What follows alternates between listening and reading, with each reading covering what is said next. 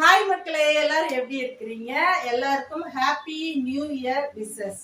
எல்லாரும் சாப்பிட்டீங்களா? கோயிலுக்கெல்லாம் போனீங்களா? சாமி கும்பிட்டீங்களா?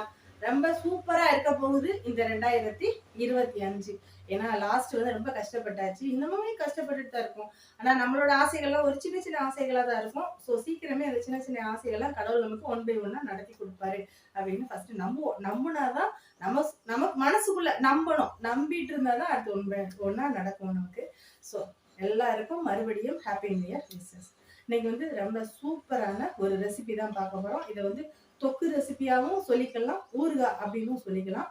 ரொம்ப அருமையா இருக்கும். நல்லா ஸ்டோர் பண்ணி வச்சுக்கிட்டு இட்லி, தோசை, சாதம், சப்பாத்திக்கு தொட்டு சாப்பிட்றதுக்கு ரொம்ப அருமையா இருக்கும். வாங்க எப்படி செய்யறதுன்னு வீடியோக்குள்ள போய் பார்க்கலாம். Welcome to Vaishu's kitchen.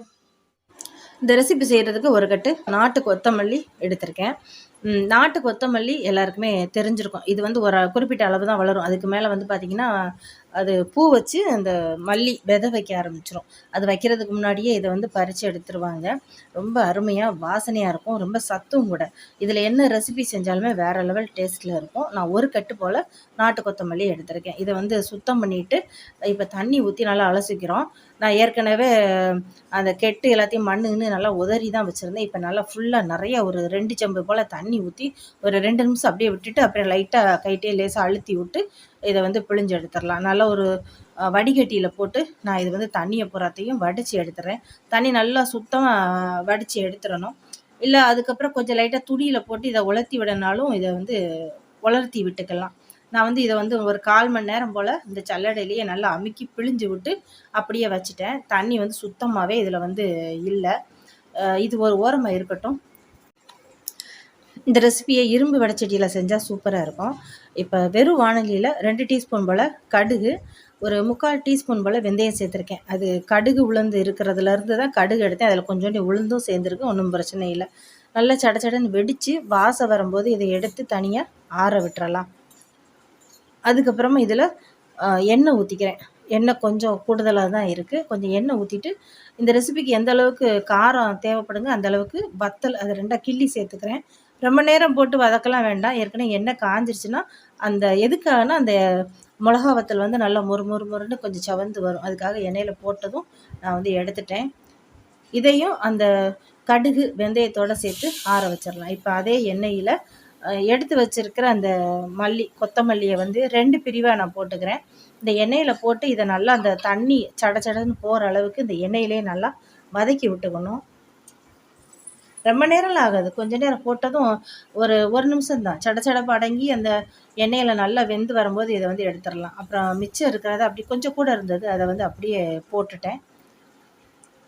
இந்த மல்லியை வந்து எண்ணெயிலேயே நம்ம வதக்கும் போது பார்த்திங்கன்னா கொஞ்சம் முனியில் கொஞ்சம் அந்த முத்துன தண்டு கூட இருக்கும். அதை வந்து இந்த எண்ணெயிலே நல்லா வதக்கிடலாம். நல்லா வதக்கிட்டு நம்ம மிக்சியில் போட்டு அரைக்கும் போது இந்த ஒரு சில இடங்களில் பார்த்திங்கன்னா நாராக இருக்கும். முத்தல் தண்டு இருந்துச்சுன்னா அது சரியாக வதக்காமல் விட்டோம்னா எவ்வளோ தான் அரைச்சாலும் அது ஒரு மாதிரி நாராக இருக்கும். அதுக்காக தான் எண்ணெயிலே போட்டு கொஞ்சம் நல்லா வதக்கி எடுத்துடுறது. இப்போ ஃபஸ்ட்டு வந்து இந்த கடுகு வெந்தயம் வத்தல் 3ஐயும் நான் ஒன்றாவே போட்டுட்டேன். இதை நல்லா பவுடராக அரைச்சிட்டு வந்துக்கிறேன். இந்த மாதிரி அரைச்சாச்சு. இது வாசனை பாருங்கள், அவ்வளோ சூப்பராக இருக்கும். இந்த வெந்தயம் கடுகு வத்தலோட வாசனை. இதை வந்து நிறைய அந்த மாதிரி அரைச்சி ஸ்டோர் பண்ணி வச்சுக்கிட்டோம்னா ஒரு சில ரெசிபிக்கெலாம் இதை மெயினாக யூஸ் பண்ணிக்கலாம், செமையாக இருக்கும். நான் அப்படி தான் இதை வந்து ஸ்டோர் பண்ணிக்கிடுவேன். இதுக்கப்புறமா அதே மிக்சி ஜாரில் அந்த மல்லி வதக்கி வச்சுருக்கோம்ல அதையும் இதோட சேர்த்துக்கலாம். ஒரு மீடியம் சைஸ் போல் பெரிய நெல்லிக்காய் அந்த புளி ஊற வச்சுருந்தேன், அதையும் இதோட போட்டுக்கிறேன். தண்ணி வேண்டாம், ஊறுன புளி கொஞ்சமாக உப்பு சேர்த்து இதை வந்து கொஞ்சம் நைஸாக அரைச்சிட்டு வந்துடலாம். இப்போ நல்லா வதக்கியிருக்கோங்கிறனால கொஞ்சம் கூட அந்த நார் எதுவுமே இருக்காது, சூப்பராக அரைச்சிருக்கும். இப்போ கடாயில் மறுபடியும் கொஞ்சமாக எண்ணெய் ஊற்றிக்கிறோம். கொஞ்சம் இல்லை, ஒரு அரை குழிக்கரண்டி எண்ணெய் ஊற்றிருக்கேன். ஒரு 10-20க்கு மேலே ரசப்பூடு. இந்த ரெசிபிக்கு வந்து பெரிய பொடி ரசப்பூடு கொஞ்சம் காட்டமாக சூப்பராக இருக்கும். அதனால் ரசப்பூடு கஷ்டப்பட்டு உரித்து போட்டிருக்கேன். ஒரு 2-3 காய்ந்த மிளகாய் கருவேப்பிலை போட்டு வதக்கலாம். ரொம்ப நேரம் கருக விட்டுறக்கூடாது. ஒரு 3/4 அளவுக்கு அந்த வெள்ளைப்பூடு வதங்கினதுக்கப்புறம் அரைச்சி வச்சுருக்க பேஸ்ட்டை உள்ளே போட்டுடலாம். தண்ணியெல்லாம் இதில் ஊற்ற தேவையில்லை, முடிஞ்ச வரை கரண்டிகிட்டே வலிச்சுக்கலாம். அப்படி இல்லாத பட்சத்தில் கையை வச்சு நல்லா அதில் இருக்கிறத பூரா நம்ம ஒட்டை வலிச்சு வச்சுக்கலாம். இல்லை மிக்சியில் இருக்குது நான் கீழே ஊற்ற முடியாதுன்னா நல்லா கொஞ்சம் தண்ணி ஊற்றி குலுக்கி வச்சுக்கிட்டு டக்குன்னு ரசம் வைக்கிற மாதிரி இருந்தால் இந்த தண்ணியை வந்து நம்ம யூஸ் பண்ணிக்கலாம். இப்போ வந்து கைவிடாமல் கிண்டிக்கிட்டே இருக்கலாம். ஊற்றிருக்க அந்த எண்ணெய் வதக்கும் போது சேர்த்துருந்த அந்த எண்ணெய் எல்லாமே நல்லா அந்த மல்லி வந்து வெந்து அந்த ஊறுகாய் பதத்துக்கு சூப்பராக வரும். அந்த அளவுக்கு நல்லா அதை வதக்கிக்கணும். இப்போ கொஞ்சம் வதங்கிக்கிட்டு இருக்கும்போதே நம்ம அந்த பவுட்ரு அரைச்சி வச்சுருக்க பவுடரையும் உள்ளேயும் சேர்த்து அப்படியே கிளறி விடலாம். கொஞ்சம் கொஞ்சமாக நிறம் மாறிக்கிட்டே வரும். இது வந்து ஒரு 3லேருந்து ஒரு 5 நிமிஷம் வரைக்கும் இதை கிளறிக்கிட்டே இருந்தோம்னா அந்த ஊறுகாய் மாதிரி அப்படியே செம்ம டேஸ்ட்டாக ஒரு நிறம் மாறி வரும். செம்ம சூப்பராக இருக்கும். கொஞ்சமாக பெருங்காயத்தூளும் சேர்த்துக்கலாம். அந்த ஓரங்கள்ல எல்லாம் கொஞ்சம் எண்ணெய் பிரிஞ்சு வந்துட்டு அந்த ஊறுகாயோட ஒரு வாசனை வரும். அந்த வெந்தயம் இதெல்லாம் வறுத்து போட்டிருக்கோம்ல, அதோட ஸ்மெல் சூப்பராக வரும். கொஞ்சம் ஓரங்களில் எண்ணெய் பிரிஞ்சு வர ஆரம்பிச்சிருச்சு. போதும் இது. இதை அப்படியே கொஞ்சம் நல்லா இன்னும் கொஞ்சம் 2 கிளறணும். அப்புறம் இதில் வந்து கொஞ்சம் விருப்பப்பட்டால் நாட்டு சக்கரை இல்லாட்டி வெல்லம் ஏதாவது சேர்த்துக்கலாம். நான் வந்து கொஞ்சமாக நாட்டு சக்கரை தான். இது வந்து பார்த்திங்கன்னா ஒரு 3/4 டீஸ்பூன் இருக்கும் நாட்டு சக்கரை சேர்த்து இன்னும் ஒரு 2 கலருன்னு வந்தீங்க. எப்படி வந்திருக்கு ஊறுகாய்? சூப்பராக வந்திருக்கா? அது என்ன நிறத்தில் நம்ம உள்ளே போட்டோம், அது எப்படி வெந்து என்ன நிறத்தில் வந்திருக்குன்னு பாருங்கள். நல்லா ஆறுனதுக்கப்புறம் ஒரு கண்ணாடி பாட்டில் போட்டு ஸ்டோர் பண்ணிக்கலாம். வெளியில் வச்சா ஒரு 2 நாள் இருக்கும். ஃப்ரிட்ஜுக்குள்ளே ஒரு 10 நாள் கூட வச்சு சாப்பிட்டுக்கலாம். 1 ஸ்பூன் எடுத்தால் போதுங்க. ஒரு ஆள் தாராளமாக சாப்பிட்டுக்கலாம். இப்போ அந்த மிச்சம் அந்த ஒரு கை சோறு எடுத்து அந்த வடச்சட்டியில் போட்டு பிசைகிறோம். அவ்வளோ அருமையாக இருக்குங்க. இந்த சட்டிச்சோறுன்னு சொல்லுவாங்கள்ல, அது சாப்பிட்றதுக்கே வேறு லெவலில் இருக்கும்.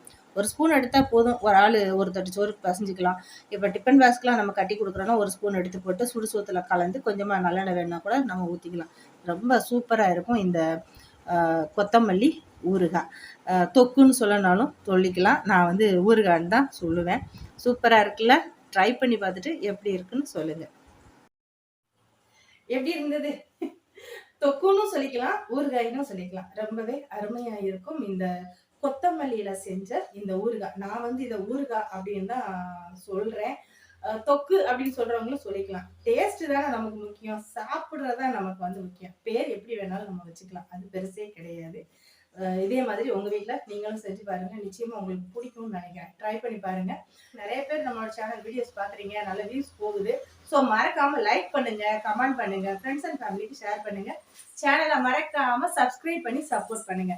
அன்பை விதைத்து அன்பை பெறுவோம். மறுபடியும் சொல்லிக்கிறேன், எல்லோருக்கும் இனிய ஆங்கில புத்தாண்டு நல்வாழ்த்துக்கள். Happy new year. Thank you so much.